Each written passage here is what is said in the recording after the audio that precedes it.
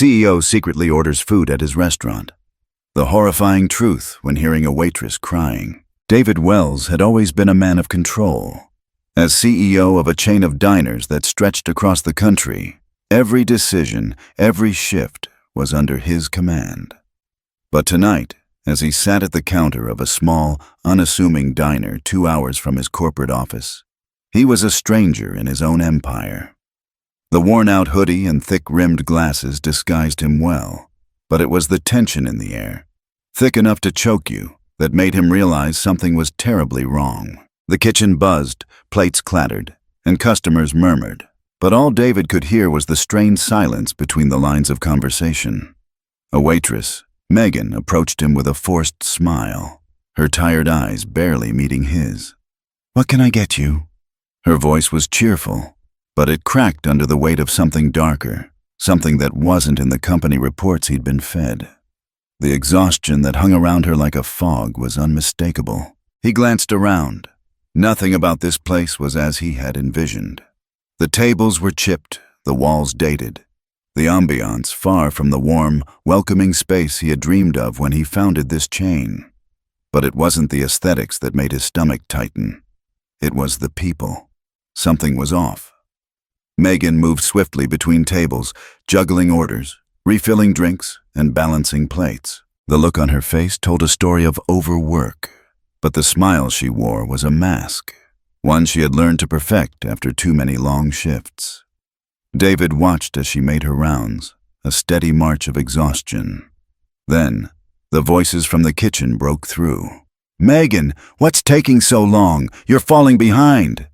The sharpness in the manager's voice cut through the air like a blade. David's jaw tightened. He had built this business on the belief that employees mattered, that they were the lifeblood of the company. But what he was witnessing felt nothing like that. He had heard rumors, complaints about rude staff, poor service, but the reports had never mentioned the pressure, the fear. He kept watching, his eyes never leaving Megan as she hurried to deliver his coffee. She walked faster now, as if the speed of her movements could shield her from the storm brewing just out of sight. She wasn't just serving coffee or food. She was serving her own sense of survival. David's hand shook slightly as he took a sip of the coffee she brought. It wasn't bad, but it wasn't the warmth he expected. He was beginning to understand why so many customers had started to complain. Then, the sobbing started. At first, it was muffled, barely noticeable against the chatter of the kitchen. But soon it grew louder, unmistakable, a raw, choked sound that cut through the noise. David froze. He didn't want to believe what he was hearing. Megan was crying. And from the sound of it, it wasn't just frustration. It was something deeper, something that spoke of a breaking point. Without thinking, David slid out of his booth. His burger lay untouched, the half-filled plate sitting there like a symbol of the unfinished task, the unresolved problem. He moved toward the kitchen door, his feet sure but heavy, as if the weight of the moment was pressing down on him. And then, he saw it. Megan stood in front of the stove, her hands trembling, wiping at her eyes with the back of her sleeve. Rick, the shift manager, stood over her, arms crossed, his face twisted in anger. "Megan, get yourself together," Rick snapped. "You're falling behind again. If you can't handle it, maybe you shouldn't be here." Her body shuddered with every word he spat, but she said nothing. David felt the rage welling up inside him, a fury that hadn't surfaced in years. This wasn't the company he had built. This wasn't the standard he had set. His voice was calm, but it cut through the tension in the room with surgical precision. "Is there a problem here?" he asked, looking directly at Rick. Rick turned, startled. No problem. Just a little miscommunication," he muttered, trying to brush it off. But David could see it now, clearly. The cracks in the foundation of his business, the toxic environment, the broken promises, the people who were being crushed under the weight of his own blind ambition. Megan wasn't just crying over a few bad shifts. She was crying because the place she worked at, the place that was supposed to be a refuge, had become her cage. David looked at Megan, her eyes still filled with tears, and then turned back to Rick. The anger that had built inside him was now a focused, burning determination. No, David said softly, his voice now a force. "She looks like she needs a break. Give her one." The manager scoffed, but David didn't move. There was no room for negotiation. "I said she takes a break." David's voice was steel now, a command. And for the first time in what felt like forever, Megan stepped back from the line of fire. Her shoulders sagged, but there was a flicker of relief in her eyes. David knew this was just the beginning. David Wells was a man accustomed to power. As the CEO of a chain of 13 diners spread across the U.S., he had built an empire from nothing. From the moment he opened his first diner, he was driven by a vision: create a family-friendly haven where people could find comfort in a meal and where his employees felt valued, respected. It wasn't just about profit. It was about creating something people could rely on, a place where workers thrived and customers returned with smiles. He had spent the last decade chasing that dream, and by all outward appearances, he had succeeded. His company was expanding, revenue was climbing, and his name was becoming synonymous with success in the diner industry. On paper, David Wells was a visionary, a man who had created a brand that resonated with families and workers alike. But somewhere, in the shadow of his rising success, something had begun to unravel. The reports that came across his desk were glowing: smooth operations, loyal customers, healthy bottom lines. But those reports came from people who were too far removed from the heart of his business. His regional managers, all wearing the mask of corporate politeness, assured him everything was fine. Yet, lately, David had begun to hear the whispers. Through the phone calls, the late-night emails, and the offhand comments from long-term employees. And they all pointed to one disturbing truth: something was wrong. The complaints from customers were becoming harder to ignore. It wasn't just a few disgruntled voices, it was a growing chorus. Complaints about slow service, rude staff, and, most alarming, unpleasant experiences that went against everything David had built his brand on. The very foundation of his vision seemed to be cracking, and David could feel the pressure mounting. It wasn't just the external world that was shaking. He was losing touch with his own company. He stood in his sleek office, overlooking the cityscape, and wondered if he had missed something. The emails piled up. Customer satisfaction surveys sat unread in his inbox, and the ringing phone felt like a reminder of his failures. How had things gone so wrong? And then there was the employee turnover. It was off the charts. Every week, new faces appeared, and every week, others vanished. David had always prided himself on creating a family atmosphere, yet now it seemed more like a revolving door. His managers assured him it was just a normal part of the business, that these things happened as the company grew. But David wasn't blind. He knew the difference between growing pains and a sinking ship. The thought gnawed at him. Was he losing control? The more he thought about it, the more it unsettled him. Had he been so focused on growth, on expansion, that he had lost sight of the very thing that made his diner successful? The people who worked there, the faces behind the smiles of the customers, the employees who, day after day, brought the brand to life. David could feel the guilt tightening in his chest. Had I stopped caring about the people? He had to know the truth. He couldn't rely on reports anymore. He needed to see it with his own eyes. And so, David made a decision. He would go undercover. He would walk into one of his diners as a regular customer and see for himself what was happening on the ground. No more corporate assurances. No more polished reports. Just the raw, unfiltered truth. As he made the arrangements, David felt a sense of unease settle in his gut. It wasn't that he feared what he might find. It was the dread that he already knew the answer. Something was terribly wrong, and he had been too blind to see it. David Wells had always been a man who lived in the spotlight. His name was known, his reputation respected. But today, he was about to slip into the shadows. No longer the polished CEO, but a man just another customer, lost in the crowd. He arrived at the diner in the small suburban town, 2 hours outside his corporate office, with a sense of foreboding. The weight of his decision was pressing down on him. This was it. No more spreadsheets, no more comforting lies from the higher-ups. This was where he would finally see what was truly happening beneath the surface. David glanced at his reflection in the diner's window. He had traded his sharp suit for a worn hoodie, his tailored shoes for scuffed sneakers.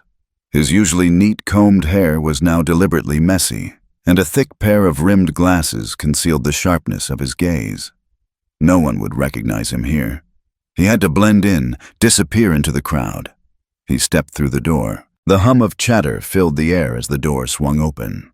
The diner was modest, clean but tired. The booth cushions worn from years of use. The tables a little sticky despite the efforts of the staff. The walls were a faded shade of red, the kind of place that felt like it could have been stuck in time for decades. David felt a pang of disappointment. This wasn't the warm, family-friendly space he had envisioned all those years ago. It felt lifeless. The atmosphere, cold and stiff. The kind of place where smiles were forced, not genuine. He moved toward a booth by the window, scanning the room. The staff moved in a hurried blur. They were everywhere, filling drinks, delivering food, collecting plates. But something was off. There was a tension that lingered, thick and palpable. As David sat down, he saw her, Megan. She was young, with tired eyes that told a story he didn't need to hear. She moved quickly, almost mechanically, weaving between tables with practiced efficiency. David's eyes tracked her every movement. She approached his table, her smile strained but determined. "Hi there," she greeted, her voice bright but hollow, as if rehearsed. "What can I get you?" David studied her for a moment. She wasn't just a waitress. She was someone who had learned how to survive in an environment that didn't seem to care whether she thrived or not. He nodded slowly. "Just coffee, thanks," he said, his voice casual. Megan nodded, her gaze flickering briefly toward the kitchen. The moment she walked away, David's attention was fully on her. He didn't need to ask the usual questions. He could see it in the way she moved, in the way she carried herself. She was overworked, drained, and trying to keep her head above water. But the longer he watched, the clearer it became. She wasn't the only one. The diner hummed with activity, but there was an undercurrent of tension. A few customers murmured complaints to the staff. A family in the corner booth was waiting too long for their meal. The air was thick with dissatisfaction, but no one voiced it aloud. David could see the cracks forming. Staff members too afraid to speak up, customers too polite to cause a scene. Then it happened. A loud voice boomed from the kitchen. "Megan, what's taking so long? You're falling behind again." David stiffened. The voice belonged to Rick Harris, the shift manager, whose presence was commanding in all the wrong ways. David could see him now, standing in the kitchen doorway, his arms crossed, glaring at the staff. Rick wasn't just managing. He was controlling, lording over the team with an air of authority that seemed designed to intimidate rather than inspire. Megan flinched at the shout. She didn't argue. She didn't even respond. She just nodded, her face flushing slightly. "Coming right up," she said, her voice cracking under the pressure. David's stomach tightened. This wasn't the environment he had built. This wasn't the culture he had envisioned, where employees were valued, treated with respect. This was a place where fear was the driving force, where workers wore exhaustion like a second skin. David watched as Megan hurried to fulfill her orders. She didn't meet anyone's eye. She didn't take a moment to breathe. Her pace never slowed. But the weariness in her movements was undeniable. He had seen it before. The desperation to keep moving, to keep going, even when every step felt heavier than the last. As she returned with his coffee, David studied her closely. Her smile was still there, but it was hollow now, like a mask she put on for survival. She set the coffee down in front of him, her hands trembling slightly as she did so. "Sorry about the wait," she said softly, avoiding eye contact. David's heart sank. This wasn't just slow service. This was the result of something deeper, something more insidious. The system, the leadership, the pressure, they were breaking her. They were breaking all of them. "No worries," David said, forcing a smile. "You're doing great." Her eyes flicked up in surprise, and for just a second, she seemed to soften. The briefest flash of gratitude, before she hurried off to tend to another table. But as she walked away, David's thoughts were already spinning. He had seen enough. It wasn't just the worn-out tables or the slow service. It wasn't even the complaints or the murmurs of discontent. It was the way the staff moved, the way they carried their exhaustion, their fear. He had walked into this diner expecting to see a business running at full steam, but what he found was a place gasping for air, trapped under the weight of neglect. The cracks in his empire were no longer invisible. They were right here, in front of him, in every tired employee and every strained smile. David's gaze sharpened.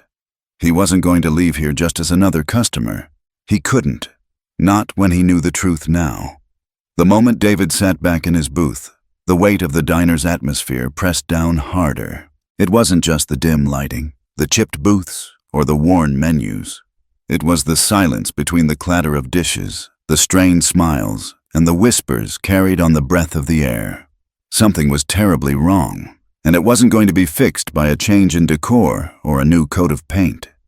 Megan moved between tables with the mechanical precision of someone who had learned to survive on autopilot. Her face, though still adorned with the brittle smile of a professional, told a different story.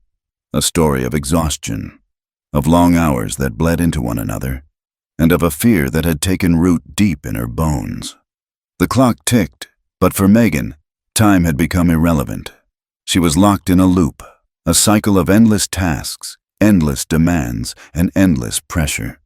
David's gaze followed her as she delivered coffee, cleaned tables, and picked up orders from the kitchen, never pausing to breathe, as if the very act of pausing would be enough to let everything unravel, and maybe it would. Then, the tension snapped. A loud, guttural voice cut through the hum of the diner. "Megan, why are you so slow? We're falling behind again." David's pulse quickened as the voice boomed from the kitchen, a voice so filled with irritation and condescension that it seemed to reverberate through the walls. Rick Harris, the shift manager, stood in the doorway, his presence commanding, his demeanor harsh, his face twisted with frustration as he glared at Megan, who flinched under the weight of his words. David felt a stir of anger. This wasn't how things were supposed to be. He had built this company with the belief that people mattered, that kindness and respect were the foundation of a strong business. But Rick was everything David had fought against. The way he wielded his authority, the way he belittled his employees. This wasn't leadership. It was control, manipulation, and fear. Megan's voice cracked as she responded, "I'm sorry, Rick. I'm doing my best." But Rick wasn't having it. "Best? Your best isn't good enough. We're here to run a business, not babysit." The words hit David like a punch to the gut. He could see it now. Megan wasn't just an employee to Rick. She was an obstacle, an inconvenience. And if she couldn't keep up, then she was expendable. David clenched his fists under the table, his knuckles turning white. He had been a passive observer for too long. Every fiber of his being screamed to step in, to do something, to make the kind of change that was so desperately needed. But he held back, watching, waiting, listening. He needed more. He needed to know how deep this rot ran. As Megan walked back to the kitchen, her shoulders hunched under the weight of Rick's words, David turned his attention to the other tables. The murmurs from the customers were more than just complaints. They were the whispers of a breaking point. A family at the booth behind him discussed how long they had been waiting for their food. A group of teenagers laughed uneasily as they recalled how Rick had snapped at their waitress for a minor mistake earlier. The air was thick with unease.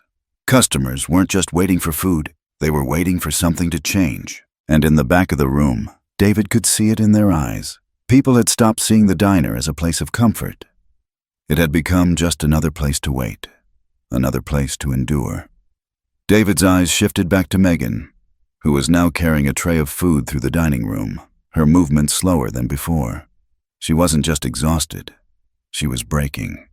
Each step seemed heavier than the last, and yet she wore the same smile, the same mask, for the customers, as if no one could see the cracks in her facade. When she returned to his table with his meal, a burger and fries that now felt like a hollow gesture, she apologized again.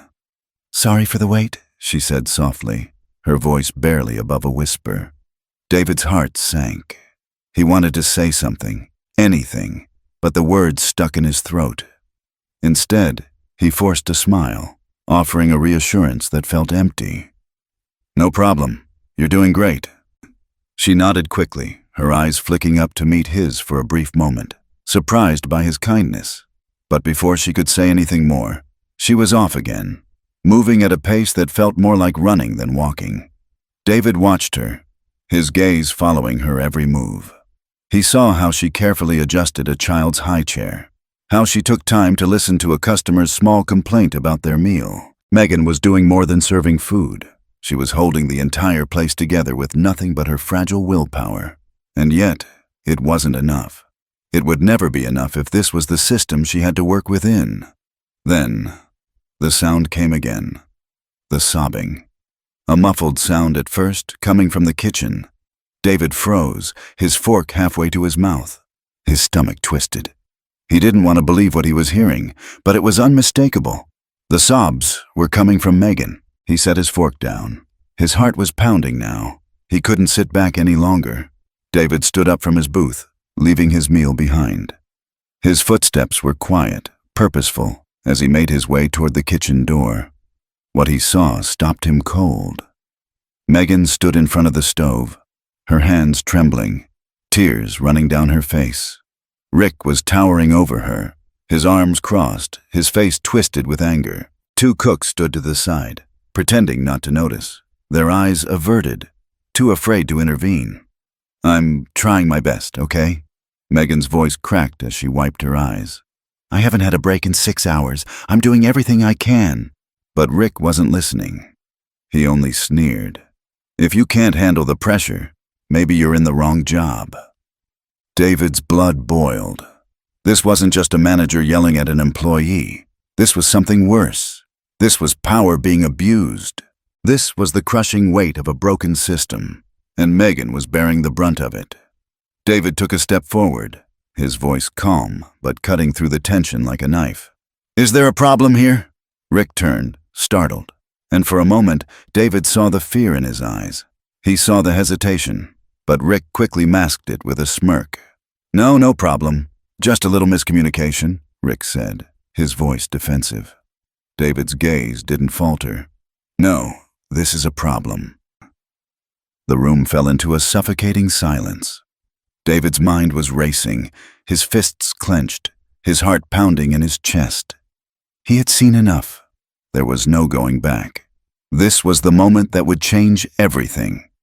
David stood frozen in the doorway of the kitchen, his eyes fixed on the scene unfolding in front of him. Megan's shoulders trembled as she wiped her eyes, her hands shaking so badly it looked like she might collapse under the weight of her own exhaustion. The air between her and Rick was thick with hostility, the kind of tension that made everything feel too tight, too close. The hum of the diner around them had disappeared, replaced by the deafening silence of a moment about to shatter. "I'm doing everything I can, Rick. Please, just give me a break." Megan's voice cracked, barely audible, but the pain in her words was unmistakable. Rick stood in front of her, his arms crossed over his chest, the hard lines of his face set in a permanent sneer. "You want a break?" he spat. "Everyone wants a break, but nobody gets one around here. If you can't handle the heat, get out of the kitchen." David's breath caught in his throat. He had seen it before, seen this kind of management, the cruelty disguised as toughness. But watching it unfold in front of him, seeing Megan so clearly broken, was something entirely different. She wasn't just an employee. She was someone who had been chewed up by this place, spit out, and forced to keep going. David's fists clenched. Every muscle in his body screamed to step forward, to yell, to tell Rick exactly what he thought of his pathetic excuse for leadership. But he held himself back. He needed to understand. He needed to see the full picture. He took a step closer, his voice low, steady, but cutting through the charged air. "Is this how you lead, Rick?" Rick's head snapped toward him, startled by the intrusion. The deflection was instant, the smugness quickly returning to his face. "What's the problem?" he sneered. "It's just a little miscommunication." David's eyes didn't leave Rick's. A little miscommunication? His voice rose just slightly, but the calm intensity behind it made it more dangerous. She's been working non-stop for hours and you treat her like this? Rick's face flushed with irritation, but he didn't back down. She's falling behind, David. This isn't about sympathy. This is about getting the job done. David's gaze shifted to Megan, who stood there, her body shaking, eyes red from holding back tears. She wiped at her face quickly, trying to compose herself, but it was clear. She had already broken. The mask was gone now. In that moment, she wasn't just a waitress. She was a person who had been pushed beyond her limits. Someone who had spent too long giving everything with nothing in return. David's heart clenched. This is wrong. This wasn't the company he had built, the one he had promised to make different. This wasn't what his vision had been.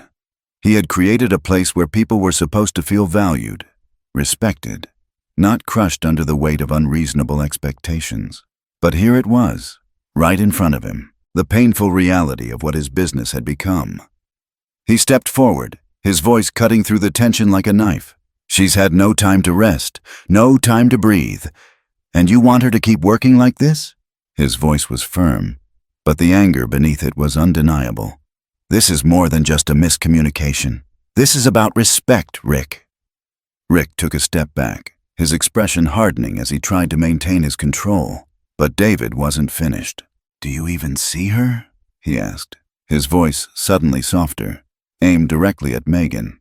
Do you see what this place is doing to her? To all of you? Megan's eyes flickered up at David, her gaze a mixture of confusion and something else. Something like hope, but too fragile to hold on to. She opened her mouth, but no words came out. Her body was exhausted, every inch of her soul clearly worn thin from trying to carry the weight of expectations that weren't hers to bear. David turned back to Rick, his face hard, the decision already made. She takes a break, now. It was a command, one that left no room for argument. Rick glared at David, his bravado slipping just slightly, but he didn't challenge the order. Fine, he muttered, his voice bitter. Take your damn break. He turned on his heel, storming off to the back of the kitchen, muttering something under his breath. David's eyes stayed on Megan. She stood there, her breath shallow, her shoulders sagging. She looked lost, as if the world had knocked her down and she wasn't sure if she could stand again. Megan, David said, his tone gentle now. You've earned this. Take 5. He didn't ask. He didn't make it a suggestion. He gave her an order, but one born from the recognition that she had been pushed too far for too long. For a long moment, Megan just stood there, her face blank as if she didn't know how to respond.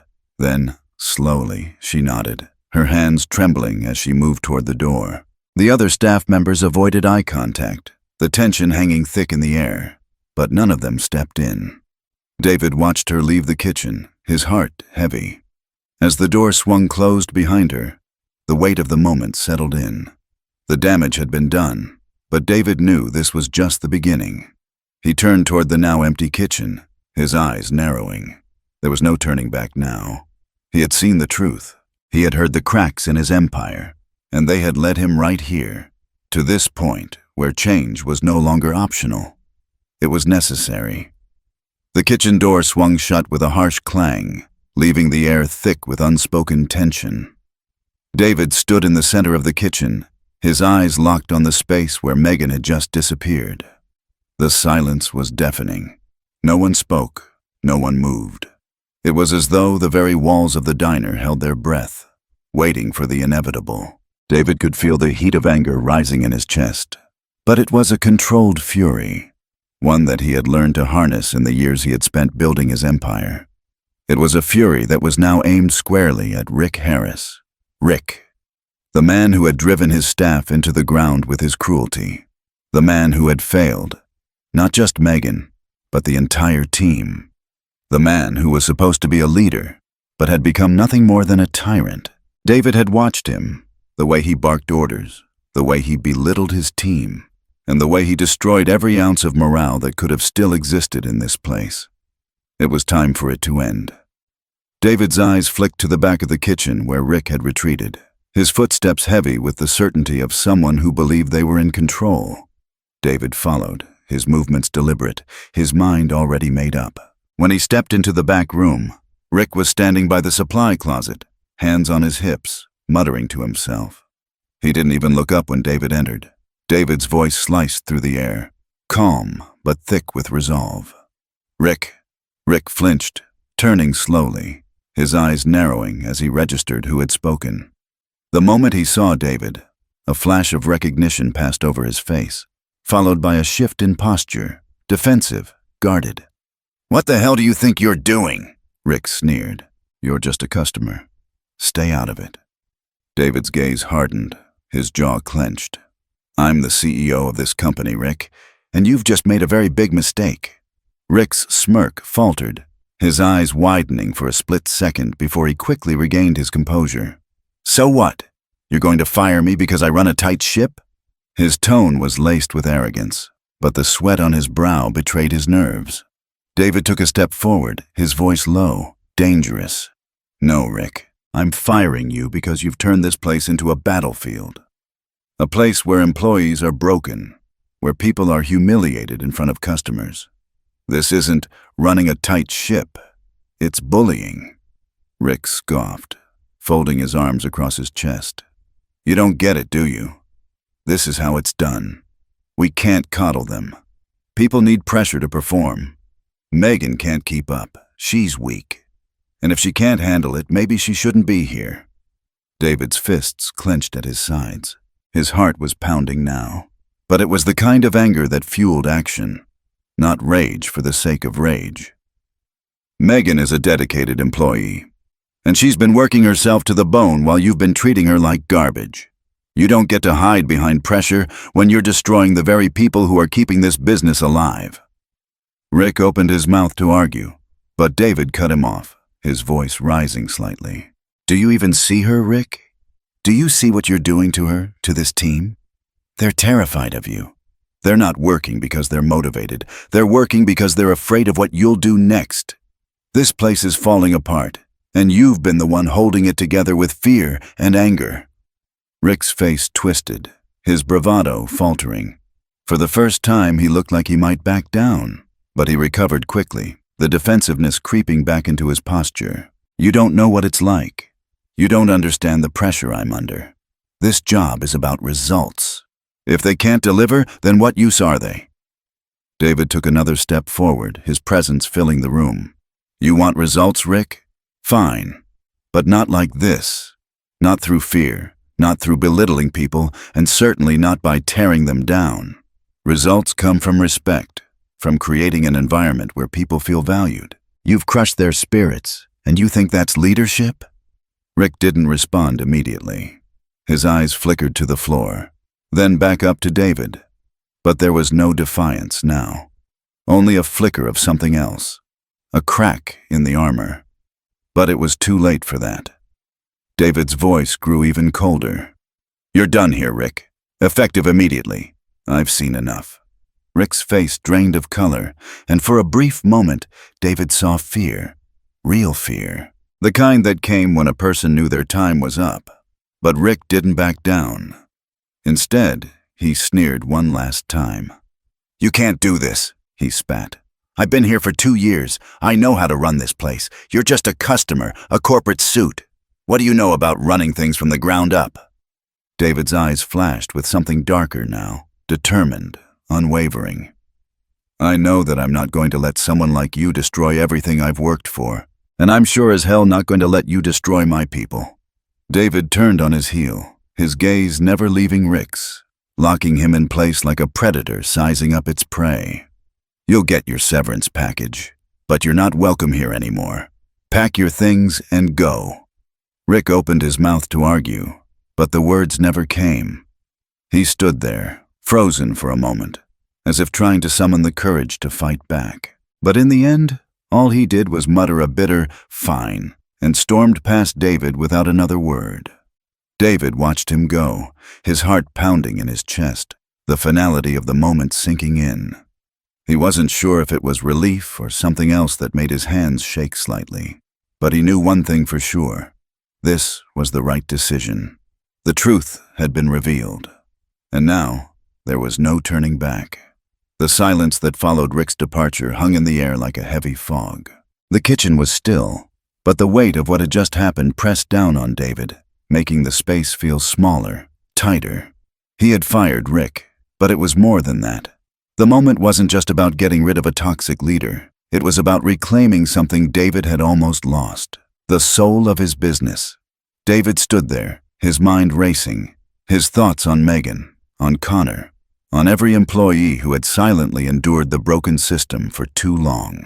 He had watched them struggle, watched them hide behind their forced smiles and exhausted eyes. It was no longer enough to sit behind a desk and trust reports. It wasn't enough to wear the suit and tie of a CEO and pretend everything was fine. David had seen the cracks in the walls, and now it was time to rebuild. From the ground up. He turned toward the door, his decision clear. He wasn't going to be a passive observer anymore. No more waiting. No more letting things fall apart. It was time to take control, not just of the company, but of the culture, the very foundation that had made it successful in the first place. David stepped into the dining area, where the tension still hung heavy. The staff moved quietly, unsure of what had just transpired in the back room. Megan was back at her station, but her eyes were distant, as though she didn't know whether she should feel relief or fear. Connor, ever watchful, was still at his station, his movements sharp but hesitant. David's voice cut through the quiet, a calm command. "I need to speak with everyone." The staff gathered slowly, glancing at each other, uncertainty written on their faces. David's gaze moved across the room, taking in each individual. They were broken, yes, but they were still here, and that meant everything.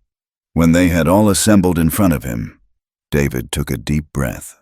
He needed to make them believe in what was possible again. They needed to know that change wasn't just a promise. It was something he was willing to fight for. "I know you've all been through a lot," David began, his voice steady but filled with conviction. "This place, it wasn't what it should have been. And I'm sorry for that. I let things slip through the cracks. But no more. Not on my watch. Not anymore."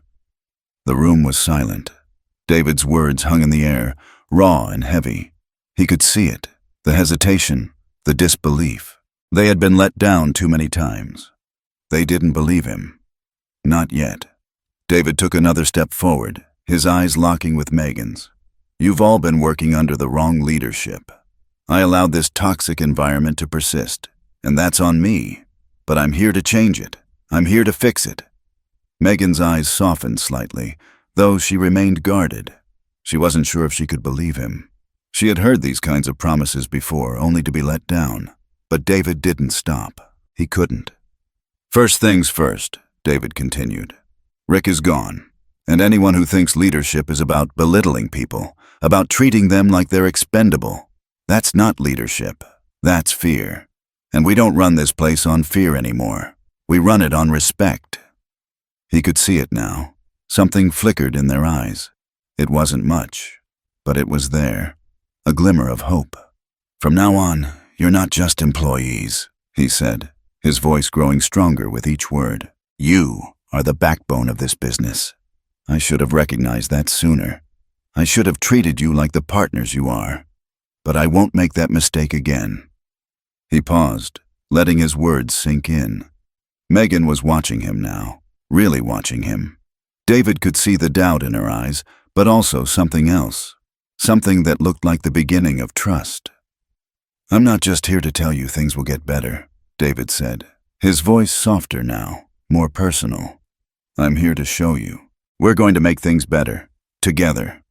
David turned to Connor, who stood slightly apart from the group. "Connor," he called, his voice warm with recognition. "You've been stepping up when no one else would. You've shown loyalty and leadership, and that doesn't go unnoticed. I'm promoting you to assistant manager. You've earned it." Connor blinked, clearly stunned. "Wait, me? I'm not even qualified." David smiled, cutting him off. Leadership isn't about titles, Connor. It's about integrity. And you've got that. You're already a leader. David turned back to the group, feeling the weight of his decisions settle into place. He wasn't just changing policies.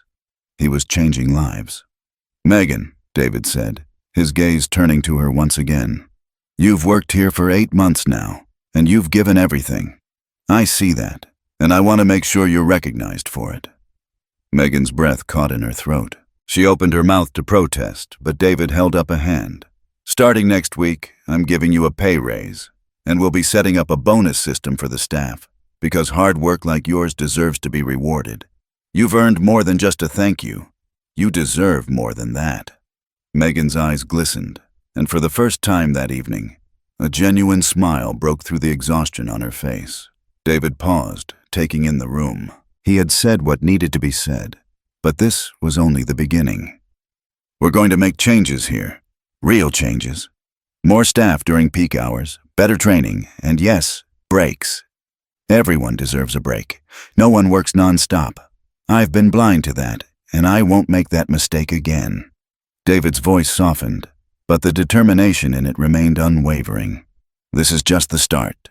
We're going to rebuild this place, brick by brick, and I'm not going anywhere until it's done." The room was still. The staff was processing, their minds catching up to the sudden rush of change.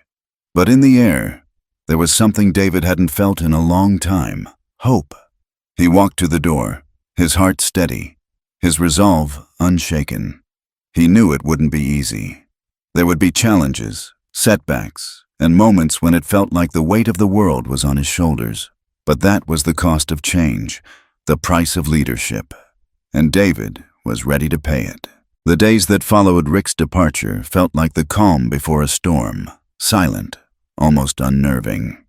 The staff was still adjusting to the idea that something real was changing, that the weight of their struggles, the pressure they'd borne for so long, was finally being acknowledged.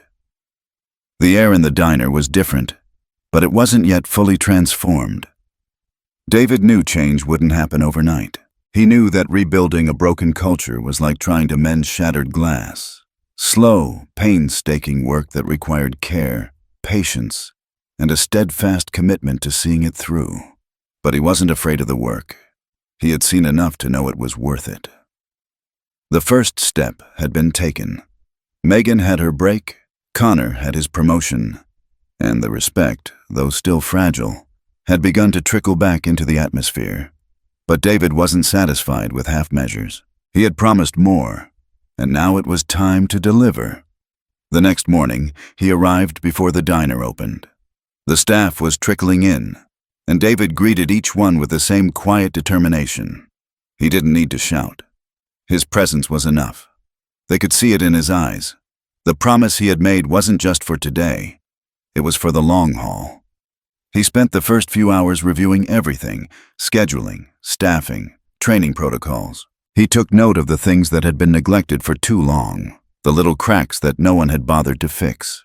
The equipment was outdated, and the layout of the kitchen was inefficient, with workers constantly running into each other. But it was the culture that needed the most attention. The toxic management style that had held this place together with fear and control had left its mark on everyone. David didn't waste time. He called in his team for a meeting. When they all gathered in the break room, there was an unfamiliar sense of anticipation in the air. They had been through so much, and now, here they were, standing at the precipice of something new. "All right," David began, his voice steady and authoritative. "Let's get down to business." The changes were big. No more short staffing during peak hours, no more skipped breaks, and no more managers who ruled with fear. David wasn't just firing Rick. He was changing the very foundation on which the diner was built. He had already begun the process of hiring a new manager, someone who knew how to lead with empathy and respect, someone who would hold the team to a high standard without breaking them. "I'm bringing in Denise," David continued, his tone unwavering. "She's experienced, but more importantly, she understands what it means to lead with respect. She's going to help turn this place around, and I expect you all to support her. This isn't just about one person. It's about all of us. There was a murmur of agreement in the room, though some faces were still hesitant. Change was hard. And it wasn't just the staff who had to adjust. David knew that he, too, had to prove that his words meant something, that he wouldn't just disappear into the background again, content to sit behind his desk while the business fell apart. He was here, in the trenches, right beside them, and they had to know that. David didn't stop there. He promised proper training for everyone, from the newest server to the seasoned cooks. They would learn how to handle stress, how to communicate better, how to work as a team. The system would no longer treat them like machines to be used and discarded. This was about creating a space where employees felt seen, where they could thrive, where they didn't have to fight for basic respect. He also made sure to revise the scheduling system. No more last-minute shifts, no more guessing when someone would be working. The hours would be fair and consistent, and more than that, breaks would be non-negotiable. David understood that people couldn't give their best if they were running on empty. Megan and Connor were both instrumental in the changes that came next. Megan, though still cautious, began to open up, her once tired eyes now brighter, more engaged. She was a key player in training the newer staff, helping them adjust to the new expectations. Her leadership, though unspoken, was becoming evident in the way she worked with her team, and David made sure to keep her informed and included, valuing her insight as much as he did the others. Connor, now assistant manager, quickly found his footing. His quiet leadership had always been evident, but now, with the support he needed, he was able to step up and make a real difference. He wasn't just following orders, he was helping to shape the culture, guiding new employees with patience and understanding. It was the little things that began to shift the atmosphere, the way the staff started to speak to each other, the way they smiled at customers without forced effort, the way the diner began to hum with the kind of energy that only comes when people feel valued. But it wasn't just the staff who noticed. Customers began to comment on the change. They saw the difference in the way they were greeted, in the way the staff moved through the space, in the speed and quality of the service. There was a new warmth in the air, one that made people feel welcome, not just served. David spent the next few weeks immersed in the diner. His presence felt not just in the meetings, but in the daily grind. He wasn't just an observer anymore. He was an active part of the team, working alongside them, addressing issues as they arose, and continuously reminding them that the culture of respect he had promised was here to stay. And then, just as things were beginning to find their rhythm, David made another decision. He invested in updating the diner's outdated equipment, fixing the kitchen layout, and ensuring that the diner could run smoothly. These changes were crucial, yes, but they were just the surface. The real work, the work that would last, was the shift in mindset, the transformation of the culture. The real test would be in the long term. David knew that. This wouldn't be a quick fix, but a continuous effort. He was committed to this, and he would hold himself accountable, just as he would hold his team accountable. Weeks passed, and slowly, the atmosphere in the diner shifted from weary to energized, from exhausted to motivated. The changes were becoming ingrained, not just in the policies, but in the hearts of the people who worked there. They were no longer employees. They were a team. And David was no longer just a CEO. He was a leader, one who had earned their trust. As he stood in the diner, watching his team move with purpose and confidence, David finally felt what he had been missing all along: pride. This wasn't just about building a business. This was about building something that mattered, something that would last. It had been weeks since David had walked through those diner doors for the first time, disguised and determined to uncover the truth. The transformation had been painful, slow, and at times uncertain. But as David stood in the middle of the dining room now, watching his staff move with purpose, a quiet pride swelled within him. The diner was no longer a place of dread. The heavy silence that once clung to every corner was gone, replaced by laughter, by real smiles, by the hum of a team working in sync. The change wasn't just in the way they interacted with customers. It was in the way they moved, in the way they carried themselves. They had found something that had been missing for far too long. Respect. For each other. For the work they did. And for themselves. David watched as Megan walked through the kitchen, her movements sure, her smile genuine. She wasn't rushing anymore, but she wasn't dragging her feet either. She was present, in every sense of the word, leading by example, not out of obligation, but out of choice. Connor was at the counter, assisting a new server, showing him the ropes with the patience of someone who had seen what it was like to struggle, and who now was ready to lift others up. His quiet strength had become the anchor of the team, the one who steadied everyone when things got tough. David had taken the time to learn their names, their stories, their struggles, and their triumphs. He had seen the fear in their eyes when he first walked in, but now he saw something different. They were no longer afraid to make mistakes. They were no longer walking on eggshells, waiting for the next explosion of anger or the next tirade.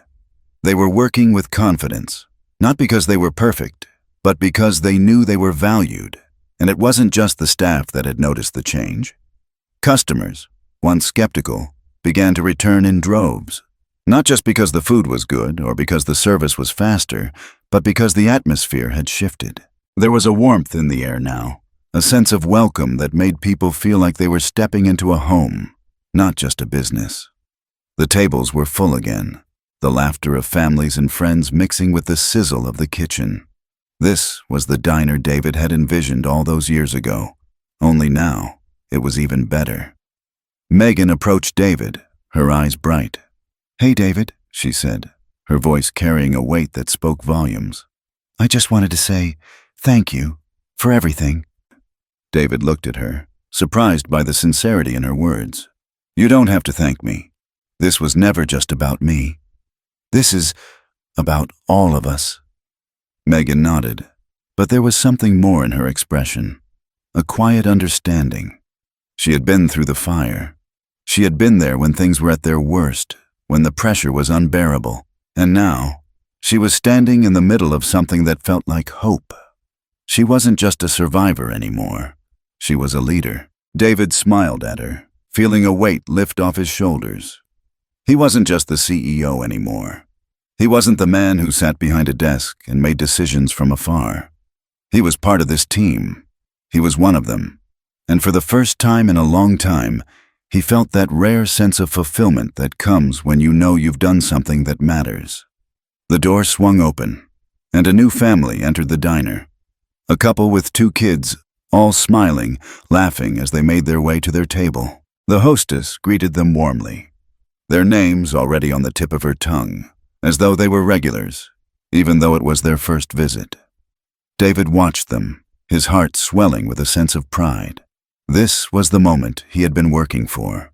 This was the fruit of all the hard work, the difficult conversations, the late nights spent worrying whether it would all be worth it. It was worth it. Every second, every step. "Everything okay?" Megan asked, noticing David's gaze. He turned to her, nodding slowly. "Yeah," he said, his voice full of quiet satisfaction. "Everything's perfect." David stood by the window, watching the world outside pass by, feeling the warmth of the diner around him.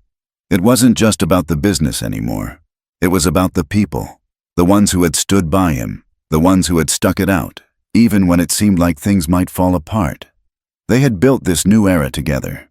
And this time, it wasn't just about running a diner. It was about creating a place where people felt they belonged. The work wasn't over. He knew that. There would always be more to do, more to improve. But in this moment, David knew one thing for sure. They had found their way. And this diner, it wasn't just a business anymore. It was a family that would always have each other's backs, no matter what.